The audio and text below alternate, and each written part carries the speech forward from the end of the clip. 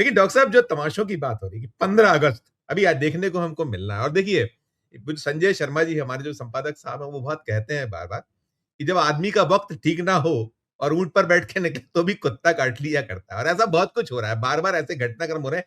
एक आपके पड़ोसी जो स्टेट है, उत्तराखंड से आया है वो जो जिसपे अभी अमिताभ जी बात कर रहे थे। मैं सोचता हूँ दिखाएँ हमारे जो दर्शक गण हैं, जिनको नहीं मालूम है, बाकी तो मालूम है। देखिए ये है वो मल्लिकार्जुन खड़गे, जिन्होंने आज राज्यसभा सिर पे उठाई। सर, बड़े दुख के साथ कहना पड़ता है, मैं हल्द्वानी में पब्लिक स्पीच में रामलीला मैदान में रामलीला स्टेज पे भाषण किया और लाखों लोग वहां पर थे। उस वक्त मैंने किसी समाज का, किसी धर्म का नाम नहीं लिया, सिर्फ मैं लोगों के समस्याओं को वहां पर बताया। लेकिन मेरे स्पीच होने के बाद कल वो लोग बीजेपी के लोग सब मिलके हवन करके उस स्टेज का शुद्धिकरण करने का काम किए। ये you might have read in the newspaper. Is it the way in democracy? How you are protecting the constitution? That too, I am a leader of opposition. I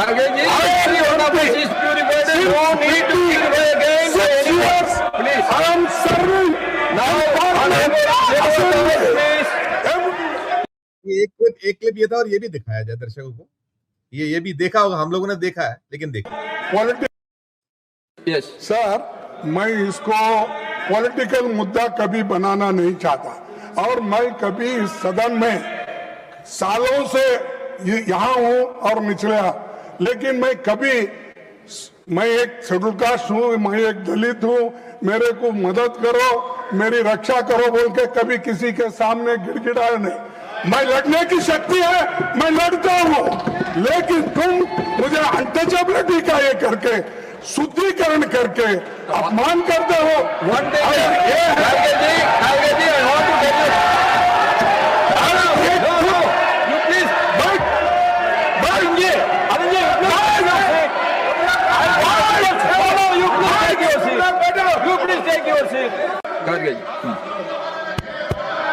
sir, मैं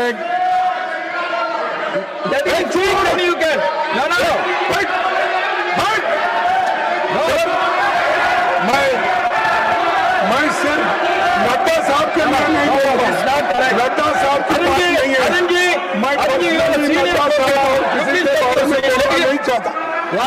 अगर वहां पर ये जो है ये मसला तो जानकारी है ही है आपको डॉक्टर साहब, आपको मालूम है उत्कर्ष है।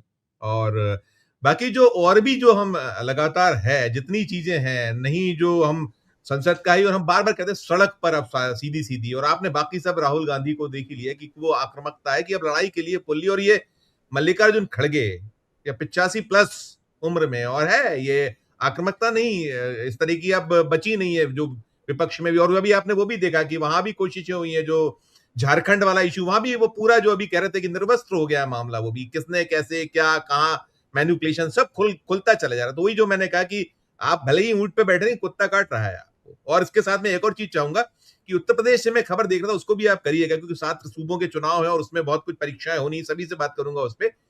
खबर आ रही है कि वो जैसे बिहार जीता था, यहाँ 50,000 रुपए का दांव खेला जा रहा है कि 20,000 अभी दे देंगे, 30,000 बाद में। अब वोट खरीदना, ये चलेंगे ये सब दांव, इस पूरे के पूरा जो अभी सीन है, दृश्य है इसमें। देखिए, सबसे पहले बड़ा गंभीर बात खड़गे जी ने जिस तरह से कहा, वो ये बता रहा है कि हालात जो हैं वो कैसे हैं और ये कौन लोग हैं। मल्लिकार्जुन खड़गे के साथ शुद्धिकरण हुआ, आज संसद में ये बात हुई। अखिलेश यादव एक मंदिर में गए थे, वहां दर्शन करके आए तो वहां पर गंगा जल से धुला गया। खुद मुख्यमंत्री आवास, कई बार ये मसला उठता है कि मुख्यमंत्री आवास को गंगा जल से धुलवा के और उसके बाद किया गया, और वो भी से जोड़ते हैं। कथावाचक एक पिछड़ी जाति का था, उसकी पिटाई किस तरह से हुई, उसका सिर मोड़ दिया गया। और दिक्कत क्या है कि ये सारे लोग जो ये काम करने वाले हैं, इन्होंने अपने नाम क्या रखे हुए हैं?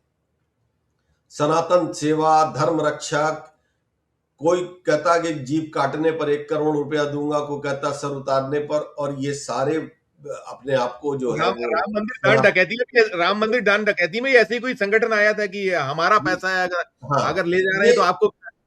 ये सब लोग हैं। और इन लोगों को ताकत कहां से मिलती है? इन्होंने वो मान लिया है कि सनातन की जो राजनीति कर रहा है वो हमारा संरक्षक है, और वो सबसे खतरनाक फेनोमेना है। भाई, सनातन की रक्षा का कॉपीराइट क्लेम कर रही है बीजेपी। अब वो सनातन सेना जो भी है जिसने ये हरकत की है, वो भले भारतीय जनता पार्टी के साथ डायरेक्टली इन्वॉल्व ना हो, लेकिन कनेक्ट तो मैसेजिंग, परसेप्शन, सारी चीज तो वैसे ही बनेगी।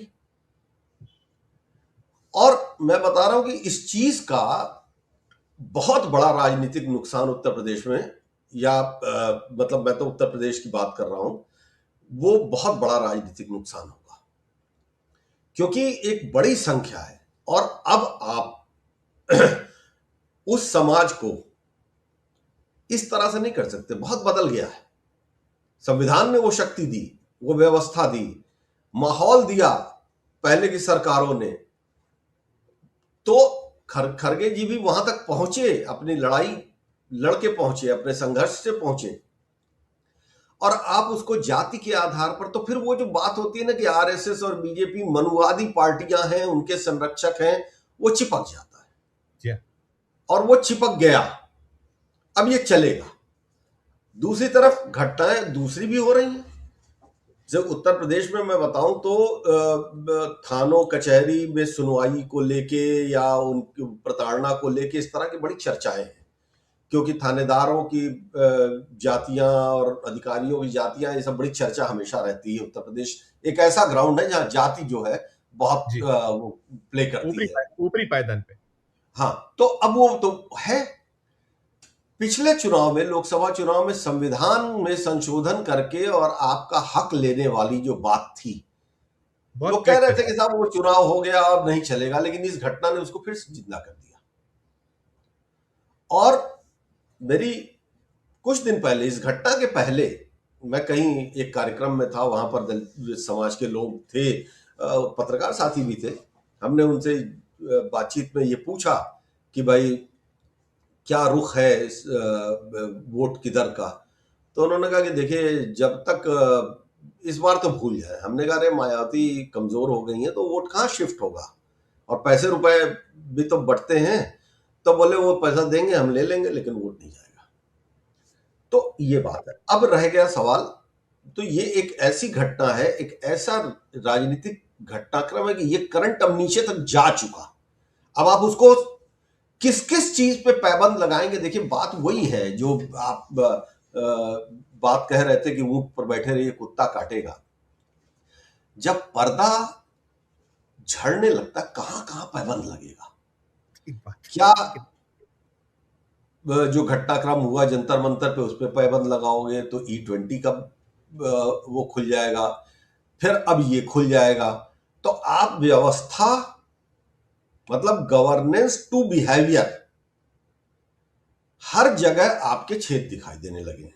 बीजेपी कैसे कितने छेदों को भरेगी और किन लोगों को अब वो लाएगी फ्रंट पे? क्योंकि वो उत्तराखंड हो, उत्तर प्रदेश हो, कुछ भी हो, हमारा तो मुखिया, हमारे तो मुख्यमंत्री ही सनातन वेशधारी व्यक्ति हैं। तो करेक्ट से आप कैसे अपने आप को, या तो बहुत कड़ी कार्रवाई कीजिए और ताबड़तोड़ करिए। जो अब ये नहीं चलेगा, अगर उसको एक दो लाइन में समेटे तो चलने वाले नहीं है। अब गिमिक्स खत्म किया, 50,000 दे दो या कुछ दे दो, अब लगता नहीं है कि 50,000 वाला जो मामला है ना सर, देखिए, अब ये दांव तो अब बिहार के में भी दरअसल मैं नहीं मानता कि इस दांव से कोई जीत हुई है। लेकिन फ्री बीज का विरोध करने वाले लोग फ्री बीज के एक्सट्रीम तक जा रहे हैं। इसको क्या कहेंगे? इसको डिफेंस कैसे करेंगे? ठीक देखते हैं सर।